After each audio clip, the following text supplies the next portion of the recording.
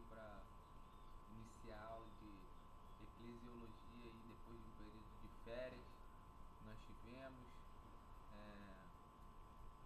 essa aula de eclesiologia e, como de costume, nós vamos ler aqui a apostila para você que aí cursa o seminário A Missionária e não pôde estar comparecendo à aula, tá? Então você vai assistir essa aula que vai ser muito edificante para você, vai repor aí que você não pôde estudar, tá bom? Que você não pôde presenciar lá na aula. Nós vamos estar passando aqui, tá bom, irmãos? Então, começando hoje essa aula de eclesiologia, nós vamos ver, vou fazer uma introdução, tá? Essa apostila foi tirada de um estudo da internet, tá? Não é de autoria nossa, tá? Inclusive a maioria das apostilas que nós temos aqui, elas são tiradas de alguns estudos da internet, são feitas algumas adaptações e passadas a vocês, tá? Sem fim lucrativo, sem intuito de lucrar com nada, mas sim de expandir o reino de Deus, tá? E ensinar aqueles que estão à procura de uma aula de alguma forma, né? De algum conhecimento, sabedoria de Deus, tá bom? Então, simplesmente uma introdução à eclesiologia que nós vamos fazer aqui nessa aula, tá? Então, a modo de introdução, tá? Nós vamos começar falando que nós entendemos a eclesiologia como igreja, né? O estudo da igreja. A eclésia, que quer dizer igreja, igreja de quem? Do nosso Senhor Jesus, e dela se trata, né? Os estudos e reflexões, os tratados teológicos que surgem da eclesiologia. E assim como as diferentes formas de viver também, que a igreja tem de viver, se organizar através da história, tá? Buscando realizar sua própria vocação e missão. Tá? Então a gente vai ver como ela se organizou através da história, né? Suas formas organizacionais, tá? Os tratados, as reflexões, os estudos, tá? Tudo para poder fazer você entender um pouco aí sobre o que é a igreja, a eclesiologia. Então, vamos fazer uma breve fundamentação, ou seja, a verdade sobre a igreja. Em Mateus capítulo 28, versículo 19, está dizendo assim: Ide, pois, fazei discípulos de todas as nações, e batizai-os em nome do Pai, do Filho e do Espírito Santo. A origem da igreja, irmãos. Deus quis a igreja desde toda a eternidade. Então ela foi prefigurada e preparada pelas várias alianças de Deus com a humanidade, tá? E sua formação aconteceu progressivamente, tá? Como se fosse uma gestação. Então o Concílio segundo do Vaticano, ele fala dos atos fundamentais da igreja, que somos nós, tá? E foram atos fundantes, por exemplo, a escolha dos apóstolos, a instituição da Eucaristia, tá? O povo de Israel ele era formado por 12 tribos, tá? E Jesus, ao escolher esses 12 apóstolos, ele mostrou a sua intenção de fundar a igreja, tá? O novo Israel, tá? Que fora anunciado pelos profetas. Então, nessa instituição da Eucaristia também, o Cordeiro Pascal ele foi substituído por Jesus, né? Pelo corpo de Cristo. Né? O cálice da antiga aliança ele foi substituído pelo cálice da nova aliança, que é o sangue de Jesus, né? E Israel se tornou povo de Deus através da antiga aliança, né? Celebrada no Monte Sinai, né? E Jesus, ao instituir essa nova aliança, ele estava fundando a igreja, tá? Ou seja, um novo Israel. Mas foram atos fundantes da igreja, sobretudo também a Páscoa da Paixão, a morte e ressurreição de Cristo e o acontecimento de Pentecostes. Tá? E quando a igreja ela foi manifestada às nações pela essa efusão do Espírito Santo que aconteceu lá no Pentecostes, tá? E naquela manhã do Pentecostes, a igreja recebeu a sua configuração definitiva, tá? E assim assumiu a missão de evangelizar todos os povos, tá? A igreja ela é uma comunidade onde Jesus ressuscitado está presente, né? Porque nós sempre falamos, né? Jesus está em nosso meio, nos cultos, né? E realmente está. E eis que estou convosco até o fim dos tempos, todos os dias, tá vendo? Mateus capítulo 20, capítulo 28, versículo 20, na parte B. Jesus nos dá essa recomendação. Por isso, nós fundamentamos que Jesus está presente sempre conosco em nossos cultos, tá? A igreja ela não foi fundada por iniciativa humana, tá? Mas por iniciativa divina. A igreja é dom de Deus para a humanidade, tá? Jesus está presente nela. Quando a palavra de Jesus é anunciada na Assembleia, é Ele mesmo que nos fala, né? Porque a Bíblia, né? Nós temos a Bíblia, é uma palavra de Deus, né? E os sacramentos que a igreja celebra comunicam a força espiritual que provém do seu ministério pascal, tá? A Eucaristia, ela forma o corpo da igreja. E quem se alimenta do corpo, né, de Cristo, ele torna-se um com ele também, né? E quando a igreja envia missionários ao mundo, é Jesus que continua a enviar seus discípulos. Por isso a igreja é ao mesmo tempo divina e humana. Entenderam? Como a igreja como o corpo de Cristo, né? Quando envia missionários, é como se fosse Cristo enviando missionários ao mundo, né? Para poder expandir o reino dos céus, né? Para que seja chegado o reino dos céus a todas as pessoas. O que é a igreja?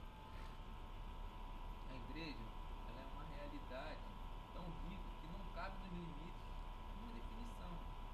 Por isso nós dizemos que a igreja é um mistério, tá? O mistério da igreja é a sua relação com a Santíssima Trindade ou Triunidade, tá? E sua união íntima com o Cristo ressuscitado. Dizer que a igreja é um mistério não significa que seja um enigma complicado, tá? Um problema indecifrável, mas uma realidade amorosa, e é um amor a nossa, que é maior do que a nossa compreensão, tá? E é uma realidade que nos desafia e nos seduz. Se é maior que a nossa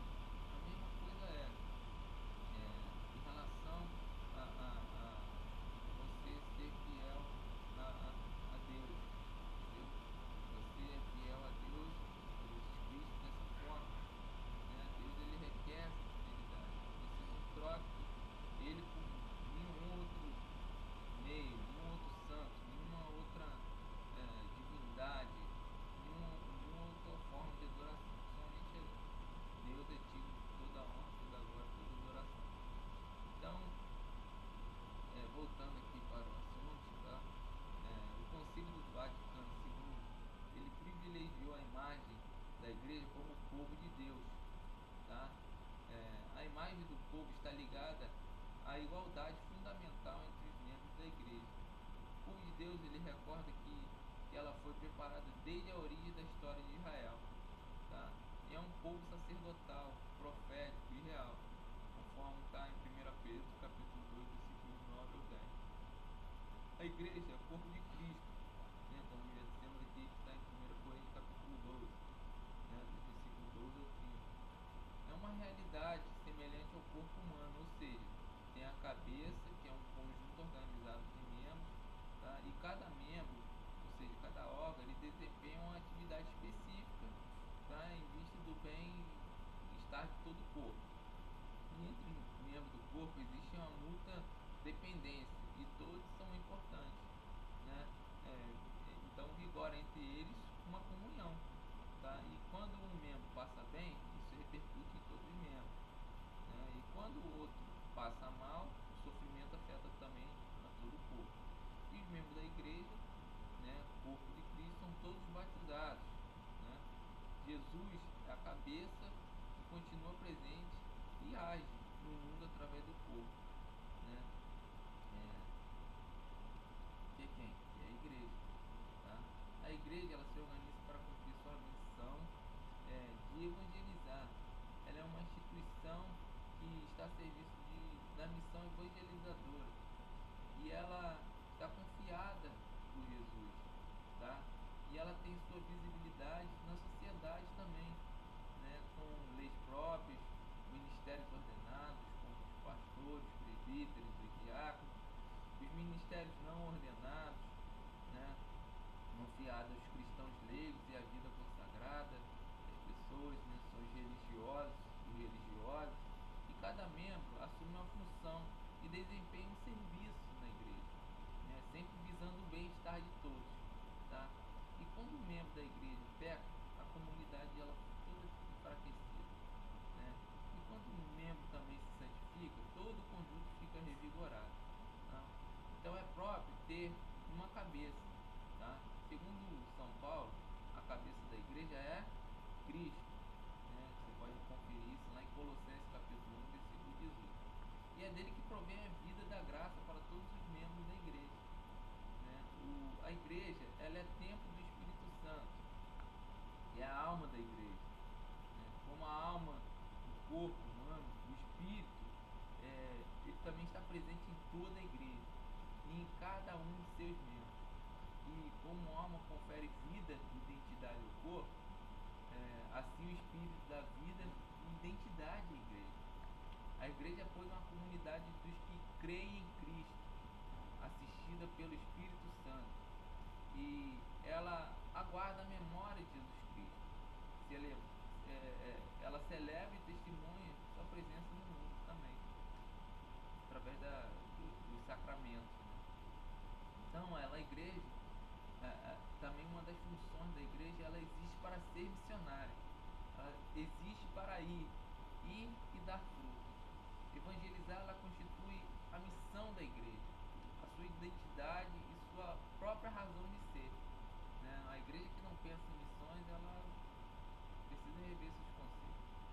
O Senhor Jesus, ele dá aos seus discípulos, a igreja nascente, o mandato dessa missão. Olha o que ele fala, como nós já dissemos: ide, pois, fazer discípulos entre todas as nações, e batizar em nome do Pai, do Filho e do Espírito Santo, e ensinar-lhes a observar tudo o que vos tenho ordenado. Eis que estou convosco todos os dias, até o fim dos tempos. Mateus capítulo 28, versículos 19 e 20. Então ela existe para anunciar e ensinar, para ser testemunho da graça, para reconciliar a humanidade com o Pai misericordioso e perpetuar o sacrifício de Cristo na Santa Ceia, memorial da sua morte e gloriosa ressurreição. Tá vendo? A origem da missão da igreja está na missão do Filho e do Espírito Santo, enviados pelo Pai ao mundo. A atividade missionária da igreja iniciou-se, sabe quando? Na madrugada do domingo de Páscoa, quando Maria Madalena e outras mulheres, elas foram ao túmulo de Jesus, e ao encontrarem vazio, logo ouviram essa alegre notícia. Não vos assusteis, procurai Jesus Nazareno, aquele que foi crucificado. Ele ressuscitou, não está aqui. Vede o lugar onde o puseram. Mas ide, dizei aos seus discípulos e a Pedro: ele vai à vossa frente para a Galiléia. Lá o vereis, como ele vos disse. Está vendo? Ide, o anjo do Senhor já mandando, dando a ordem, né, dessa missão sublime de ir anunciar que o Senhor Jesus ele ressuscitou, né? E a gente vê as mulheres aí começando a recebendo a primeira ordem de missão, né? Tipificando a igreja, né? A igreja, a esposa, né? Esposa, mulher. Então são aquelas que têm sempre maior preocupação, né? Com a casa, é, de ensinar, de organizar. Então elas recebem aí essa primeira missão, essa primeira ordem do ID, da evangelização, essa primeira ordem missionária. Poucas pessoas conseguem observar isso nas páginas da Bíblia, né?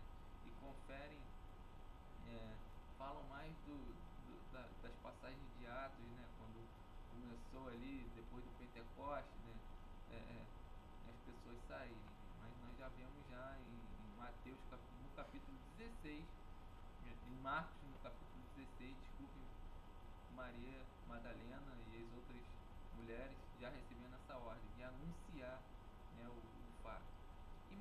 E elas assim, elas correram ao encontro dos discípulos e anunciaram toda a notícia da ressurreição de Jesus. E no Pentecostes começou, né, oficialmente ali a missão que permanece até hoje. Após 20 séculos, ainda existem povos que não ouviram o anúncio de Jesus Cristo. Mesmo nas cidades onde existem pessoas, mesmo em nossa cidade, né, existem pessoas que ainda não ouviram Cristo, não sabem quem é Jesus, né? Existem ambientes e culturas que não conhecem a boa nova do Evangelho, e através da boa ação da igreja, a palavra de Deus ela se difunde no mundo. Nós temos que fazer isso, nós temos essa missão. O livro dos Atos dos Apóstolos narra a história das primeiras comunidades e a ação dos apóstolos, principalmente dos atos de Pedro e Paulo, né? Que foram aí Pedro que recebeu aí a sublime missão de pastorear a igreja, né? Dada pelo próprio Cristo, e Paulo que foi aquele missionário, né? Que teve um encontro com Jesus no caminho de Damasco, foi preparado, né? Diante de dos ensinamentos de Gamaliel para poder ir ao mundo falar de Cristo, né? E foi o homem que mais escreveu livros na Bíblia, né? Vemos aí toda a obra que ele fez, o carinho que ele tinha com as pessoas, não era apegado ao dinheiro, né? Quando o povo queria ultrapassar os limites, ele dava limites ao povo em relação a ofertas, né? E que nós possamos reviver, voltar é, com esses exemplos hoje bíblicos. Nele se lê que a palavra crescia e se multiplicava, né, no livro de Atos, e desejava assim anotar que cresciam e se multiplicavam os que ouviam a palavra e acolhiam esse coração e se tornavam-se discípulos de Jesus, ou cristãos, né? Jesus é um missionário do Pai, tá? A missão que ele confia aos seus discípulos é a sua mesma missão, tá? É a mesma missão que a igreja tem hoje.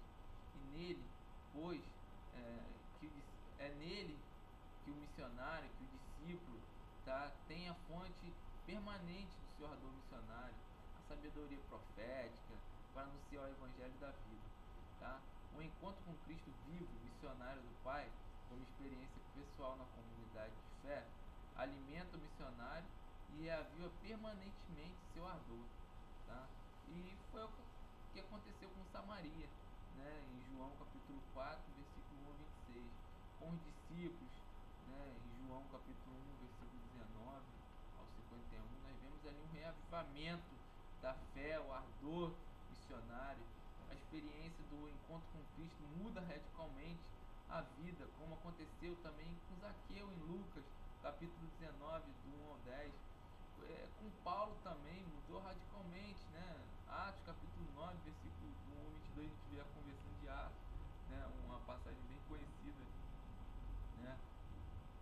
E é uma experiência única, muito bonita, que precisa ser comunicada, compartilhada para as pessoas verem que realmente a transformação de vida, né, no Evangelho de Cristo, se não fosse um Evangelho de poder, de transformação, um Evangelho espiritual, não traria transformação na vida das pessoas, né? Todas as palavras louváveis, palavras espirituais que trazem força, que beneficiam a humanidade, elas merecem ser comunicadas. E na Santa Ceia nós nos encontramos com Cristo de modo muito especial. Se a missão não for alimentada pela ceia, ela perde a sua identidade. Então torna-se um proselitismo, propaganda, coisa de mercado. A Eucaristia também é o objetivo profundo da missão, fazer com que todos se tornem discípulos de Jesus e realizando um encontro pessoal com Ele e vivendo unidos com Ele. A missão para a igreja, a causa das causas. É o primeiro e mais importante serviço que ela presta ao ser humano. Tá? Nenhum membro da igreja está dispensado da missão. Todos nós estamos convocados. Os pais, as famílias, os jovens, os professores, os operários são todos missionários. Sobretudo as congregações e as escolas teológicas, elas devem desenvolver uma ação planejada e preparar seus missionários com cuidado para atingir a todos. E há que se criar comunidades de envio, de acolhida e de compromisso com a defesa da dignidade humana, tá? E a preservação da vida e a salvação de todos. Essa é a missão da igreja. Fiquem com Deus. Até a próxima aula, irmão.